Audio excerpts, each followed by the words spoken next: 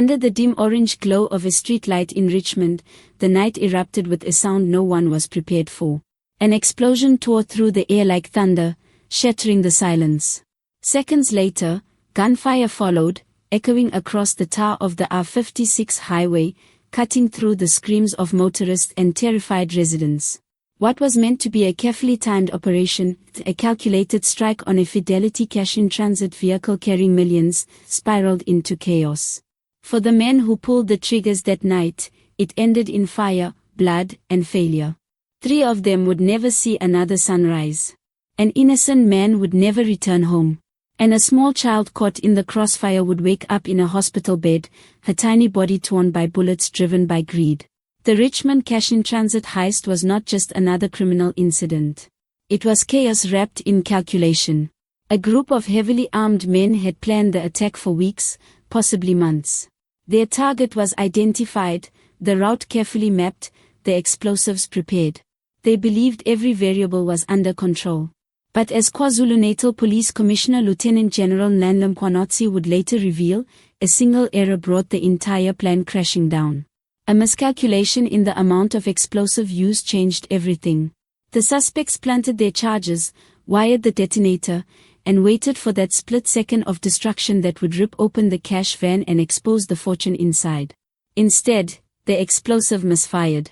A dull, concussive thud shook the vehicle but failed to breach the vault. In that instant, the heist collapsed. The safe remained sealed, the money untouched, and panic swept through the group. What followed was pure mayhem. Enraged and desperate, the suspects turned their weapons on anyone nearby. Witnesses later described scenes of terror, bullets flying in every direction, vehicles swerving off the road, people screaming and diving for cover. A bystander was struck and killed instantly. A young child, unaware of the horror unfolding around her, was hit and left bleeding as assault rifle fire ripped through the night. For police, this was no longer about stolen money. It had become a battle for control. Commissioner Mkhwanazi's words were firm and chilling. The suspects started firing randomly, leading to injuries and death among innocent people. Within hours, specialized units were mobilized. Tactical response teams, the Hawks, and the provincial tracking unit moved swiftly. The hunt had begun. Investigators quickly made a critical breakthrough. A rifle was missing from the scene, a weapon belonging to one of the Fidelity guards who had returned fire during the attack. That same rifle would soon become the thread that unraveled the entire operation. Through rapid intelligence gathering and cell phone tracking, police traced movements linked to known cash-in-transit suspects around Durban. It did not take long for 3 names to surface, men with extensive histories in organized crime, all tied to cash-in-transit syndicates. By late Thursday night, the operation shifted from Richmond to eThekwini. Armed with warrants, intelligence briefings, and a clear mandate to end the threat, police converged on multiple locations. The first suspect was cornered in a dark alley near Umlotsi. When officers moved in, he opened fire. The response was immediate and decisive. He was fatally wounded during the exchange. Minutes later, another team moved into KwaMashu. The second suspect attempted to flee in a stolen vehicle but was stopped after a brief, intense shootout with law enforcement. He too was killed. The final suspect, believed to be the tactical coordinator of the failed heist, was tracked to an informal settlement near Pinetown. Surrounded and refusing to surrender, he opened fire on officers and was fatally wounded in the confrontation. When the smoke cleared, all 3 suspects were dead. Police recovered the stolen rifle, ammunition, and several unlicensed firearms. But what investigators uncovered next sent shockwaves through the private security industry.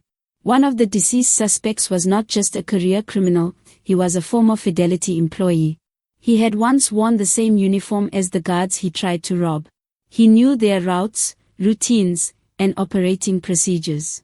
According to Commissioner Mkhwanazi, that insider knowledge may explain how such heists are planned with frightening precision.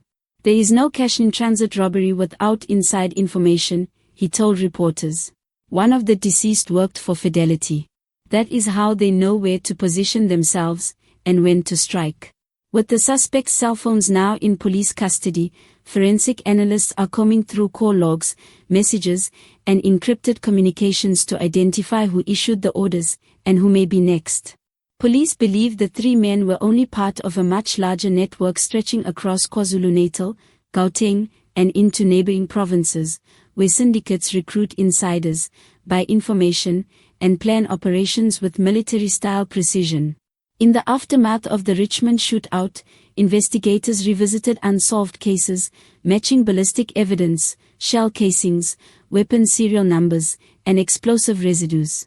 A disturbing pattern emerged. At least 2 of the firearms recovered were linked to previous cash-in-transit robberies across the province. KwaZulu-Natal has become a battleground for heavily armed gangs targeting armored vehicles along remote roads where response times are slower.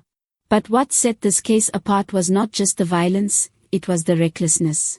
The decision to fire indiscriminately at civilians crossed a line even seasoned police veterans say they rarely see. In Richmond, families are still struggling to come to terms with what happened. The man who died was a father of 2, returning home from work when he was caught in the wrong place at the wrong time. The child who survived remains in hospital, surrounded by relatives still trying to understand how an ordinary night turned into a nightmare. For police, the deadly shootouts were a grim but necessary response, highlighting the brutal reality of South Africa's war against cash-in-transit crime.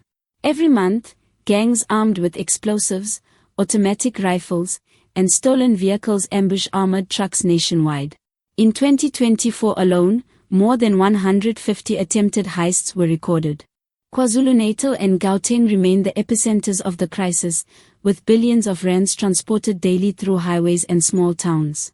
Security companies such as Fidelity and G4S have invested heavily in reinforced armor, GPS tracking, and aerial surveillance. Yet criminals continue to adapt faster than the systems designed to stop them. That is why the commissioner's warning carried such weight. These 3 suspects were not the only ones involved. Many more are still being hunted. Behind those words lies an uncomfortable truth: some of the very people trusted to protect cash are helping to steal it. Insider threats remain the industry's greatest vulnerability. Employees with intimate knowledge of schedules, routes, and personnel rotations are under increased scrutiny, but leaks persist. Meanwhile, communities around Richmond and eThekwini remain haunted. The explosion on the R56 has become a symbol of how organized crime bleeds into ordinary life, where gunfire echoes not just across roads, but through homes, schools, and memories. Days later, forensic teams returned to the scene to reconstruct the events. The charred remains of the cash van stood as a blackened reminder of the chaos. Shattered glass, shell casings, and fragments of explosive material littered the roadside. Nearby, a single child's shoe left behind in the panic became a haunting symbol of the night's collateral damage. In Durban, digital forensic teams are now tracing bank transfers and communications linked to syndicate figures in Pietermaritzburg, Johannesburg, and even Eswatini, where some fugitives are believed to be hiding. Each recovered message, each deleted call, may lead investigators closer to the masterminds. As the evidence unfolds, so does the question haunting both police and the public: how deep does this go? Who funds these operations? And who protects them from within? In a province strained by corruption, unemployment, and political tension, organized crime continues to thrive in the shadows. For Commissioner Mkhwanazi and his officers, every operation comes at a cost. While the Richmond shootouts may have prevented further bloodshed, they also exposed how fragile South Africa's security landscape has become.